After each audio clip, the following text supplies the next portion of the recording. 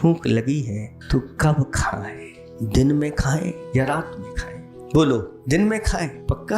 रात में तो कोई खाते नहीं होंगे ना, बहुत अच्छे लोग हैं, क्योंकि रात में खाने के परिणाम महापरिणाम शास्त्रों में लिखे गए, महापाप कहा गया। जो महाभोज देते हैं शादी विवाह आदि कार्यक्रम में, जो रात्रि में महाभोज देते हैं, उनके पापों का वर्णन सरस्वती भी आ जाए तो कर नहीं सकती। ऐसे शास्त्रों की वाणी है, ये हमारी वाणी नहीं, ये भगवान की वाणी है। इसको अच्छी तरह से धारण करो और अपने विवेक को जागृत करो। ये दो चीजें, क्षुधा और निद्रा, ऐसी हैं जितना बढ़ाओ बढ़ती चली जाती हैं और जितना घटाओ घटती चली जाती है। ये आपके ऊपर है।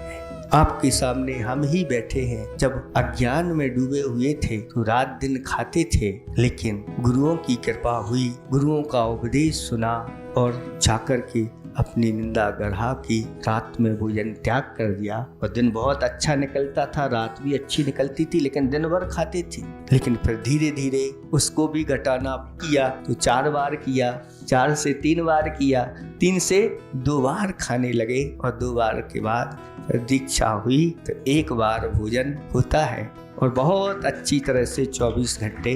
और अगर 1 बार भी ना मिले तो भी बहुत अच्छे से दिन निकलता है। लंबे लंबे उपवास भी अगर कर ले तो भी बड़ी प्रसन्नता के साथ हो जाते हैं और बढ़िया हो जाता है। फिर हे बप्पात्माओं, आपके अंदर भी शक्ति विद्यमान है। आत्मा के पास अनंत शक्ति है, सिर्फ इसको प्रकट करना है, संकल्पित होना है। नहीं, मुझे ये मनुष्य जीवन अब सार्थक करना है, मुझे दुर्गति में नहीं जाना, मुझे सदगति में जाना, सदगति प्राप्त करना है। तो कब खाएं? तो कहा दिन में खाएं, प्रकाश में खाएं। तो महाराज हम तो प्रकाश में ही खाते हैं, रात में हम एक नहीं तो कितनी सारी जल जाती है।